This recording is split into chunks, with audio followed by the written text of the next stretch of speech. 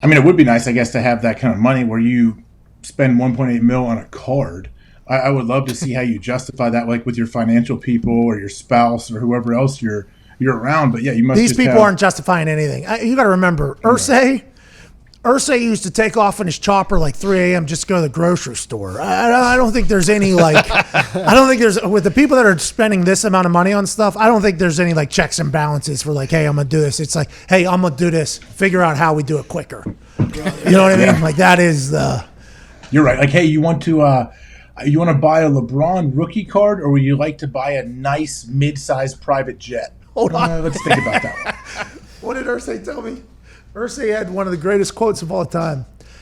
Whenever he and I talked about me retiring, it was like an hour and a half conversation that was just amazing. Just one of the most insightful, hilarious conversations I've ever had. But then we got to me being like a boss, because I was going to be running my own operation.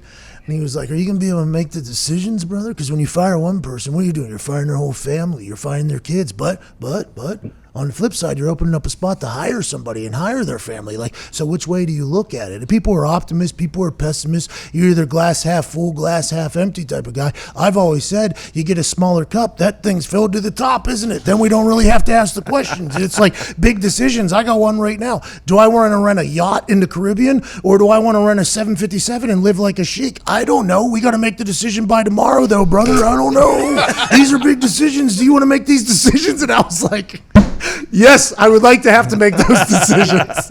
It was amazing. But he is a guy who's trying to restore music history, and like he views himself as like, I don't want to say like a museum, but that's why he buys a lot of this stuff, is like to preserve and all that. I would assume the person that's collecting these sports cards is some museum collector who wants to see everything get handled well. But as the years go on and LeBron accomplishes more, I'd assume that price is only going to go up.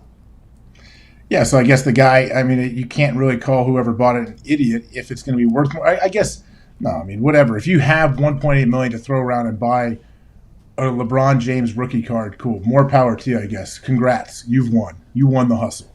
By the way, I think you pick a 757 and live like a sheik if you're Irsay. Now that I've thought about it. I have to.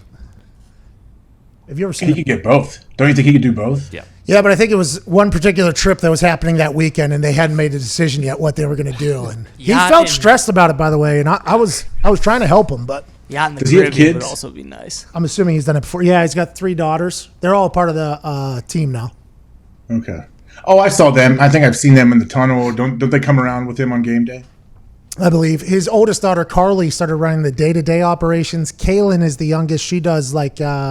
I think she does a lot of community stuff for the Colts. And then the middle daughter, she has a couple businesses she runs with her husband, AJ Foyt, the youngest. AJ Foyt, the IndyCar driver? Yeah, his son's son, though, I think. Or maybe his son.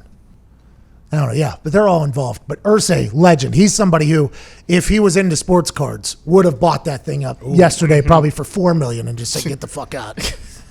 Yeah, doesn't he buy old, like guitars that John Lennon used to play and stuff like that? Yeah, he put the entire Beatles back together, he said. He's got like a Ringo Starr drum set. He's got a guitar for McCartney and Lennon, and he's got like an entire setup. Yeah, he's spent, but he views himself, I believe, and this might be speaking out of turn, but he views himself as like a preserver of music history almost. Like he's bought a bunch of, I think he's got some of Prince's stuff. Hendrix. He's got Hendrix stuff. Guitar. Like he has a bunch of stuff. So he has like a museum, I think, that he's creating that's just kind of either in his house or in a Colts facility somewhere. I've never seen him.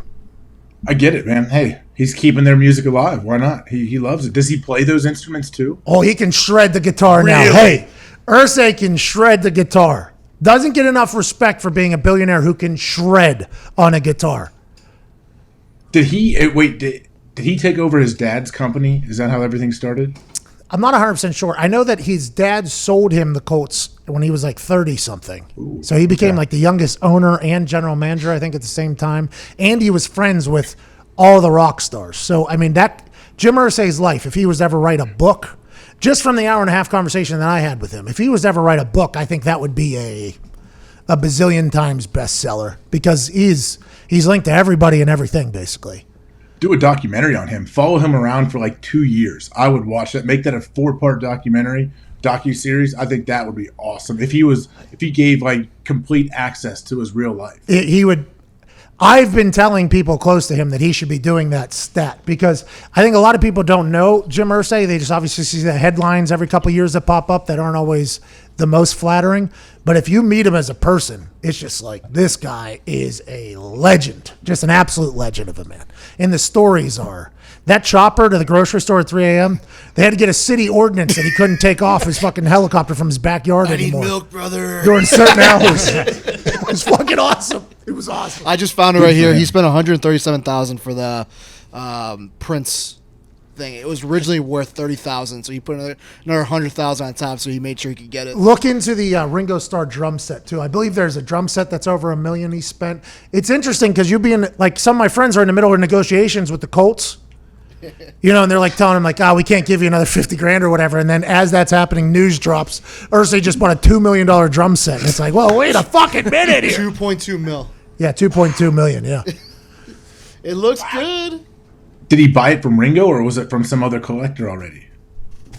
I have no idea. Doesn't matter. I mean, He had a guy that was literally just there to do his, like, he was like a music expert or a guitar expert. And his job was to go around and legitimize things and put a price on it for Jim and all that. I don't know if he still works for him. But, yeah, there was a while there where Jim was trying to collect every piece of musical history there was. Look good, feel good, play good. Play good, pay good, live good, die good.